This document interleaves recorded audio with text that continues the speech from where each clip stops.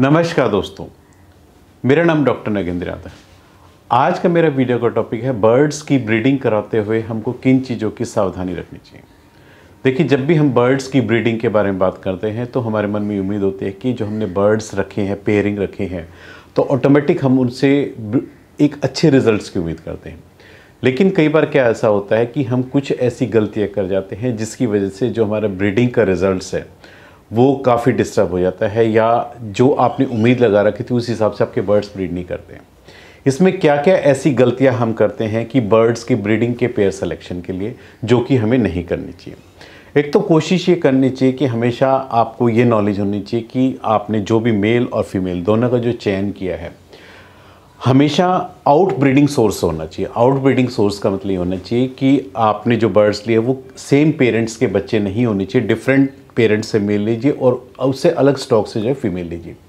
उनसे यदि आप पेयरिंग करेंगे तो वो उसको हम आउट ब्रीडिंग सोर्स बोलते हैं, यानी सेम पेरेंट्स के भाई बहन के ना हो करके वो अलग अलग पेरेंट्स के बच्चे हैं, उनका पेयरिंग करने की कोशिश कीजिए। इन ब्रीडिंग बच्चे में क्या डिफेक्ट्स आपको देखने को मिलता है? जब भी बच्चे होते हैं तो आप देखते हैं यदि आपके बच्चे की चोंच टेढ़ी है, या उसके पैर में कोई डिफेक्ट्स हैं, या कोई ऐसी जेनेटल प्रॉब्लम है, मतलब जिसको हम कह सकते हैं जो कि एक नॉर्मल बेबी में नहीं होनी चाहिए, ये सब जो है इनब्रीडिंग के रिजल्ट्स होते हैं। बच्चे की जो क्वालिटी होती है, मतलब जो प्योरिटी होती है इनब्रीडिंग में, ऑटोमेटिक वो भी अफेक्टेड होती है। तो इसलिए इनब्रीडिंग का बच्चा कभी भी ना सिलेक्ट कर ले। अलग अलग पेरेंट्स के बच्चे यदि आप सिलेक्ट करते हैं तो आपको इस तरह की प्रॉब्लम फेस करने की ज़रूरत नहीं पड़ेगी। एक जो एज सिलेक्शन सबसे मेन इंपॉर्टेंट होता है। जब भी आप मेल और फीमेल एक पेयरिंग के लिए आप करते हैं, उस टाइम यदि आप एज का चुनाव, कई बार क्या करते हैं male female same age group के ले लेते हैं, वो भी गलत है। और कई बार दोनों की एज में बहुत ज़्यादा डिफरेंस होता है, वो भी गलत है।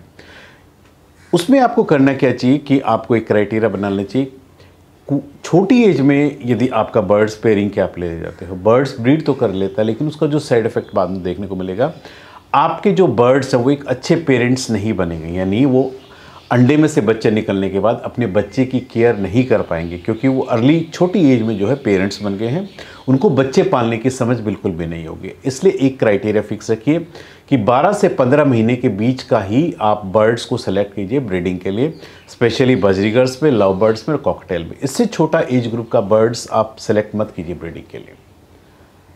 आप देखेंगे कि इस तरह के जो बर्ड्स होंगे हेल्दी होंगे, उनके जो बेबी होंगे और उनसे भी ज़्यादा हेल्दी होंगे, और आपको ब्रीडिंग का रिजल्ट्स भी आपको 100% से देखने को मिलेगा।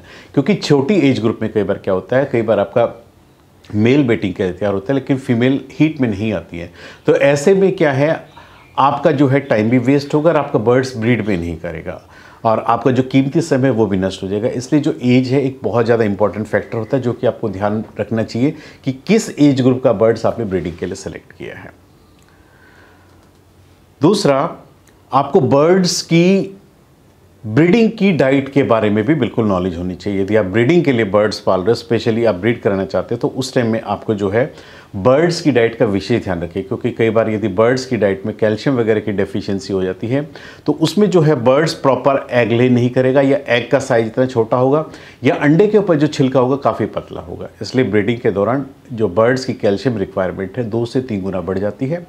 यदि आप अपने बर्ड्स को कैल्शियम नहीं दोगे तो उसका साइड इफेक्ट भी बर्ड्स के ऊपर देखने को मिलेगा, यानी बर्ड्स की अपने शरीर की हड्डियां जो है कमज़ोर हो जाएंगी और बर्ड्स के अंदर फ्रैक्चर होने की पॉसिबिलिटी बहुत अधिक रहती है। इसलिए एज फर्स्ट है। दूसरा, उसकी डाइट में जो कैल्शियम रिक्वायरमेंट 3 टाइम्स आप उसको ऐड कर दीजिए। आप उसको लिक्विड फॉर्म में भी ऐड कर सकते हैं, उसको ग्रेनुल्स फॉर्म में भी ऐड कर सकते हैं, या उसको कैल्शियम के ब्लॉक्स प्रोवाइड कीजिए उसके बॉक्स के अंदर, ताकि आपके जितने भी लव बर्ड्स वगैरह हैं वो कैल्शियम प्रॉपर ले सकें।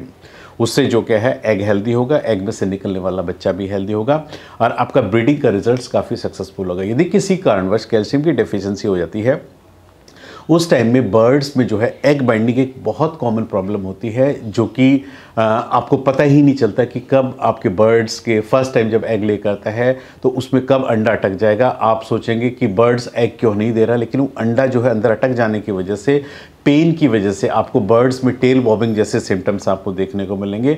और बर्ड्स जब अंडा बाहर पुश नहीं कर पाता है, धकेल नहीं पाता है, तो उसमें क्या है, बर्ड्स पेन की स्थिति में कई बार उसकी डेथ भी हो जाती है। इसलिए कैल्शियम ब्रीडिंग बर्ड्स के लिए बहुत इंपॉर्टेंट फैक्टर होता है, जो कि आपको उसकी ज़रूरत के हिसाब से डाइट में 3 गुना ज़्यादा आपको उसको ऐड करके देना चाहिए। आज मैंने इस वीडियो के माध्यम से आपको बताया है कि ब्रीडिंग कराते वक्त बर्ड्स की हमें किन किन चीज़ों की सावधानी रखनी चाहिए। उम्मीद करता हूं कि आपको मेरा वीडियो पसंद आया होगा। यदि आपको मेरा वीडियो पसंद आया तो प्लीज़ मेरे चैनल को सब्सक्राइब कीजिए। धन्यवाद।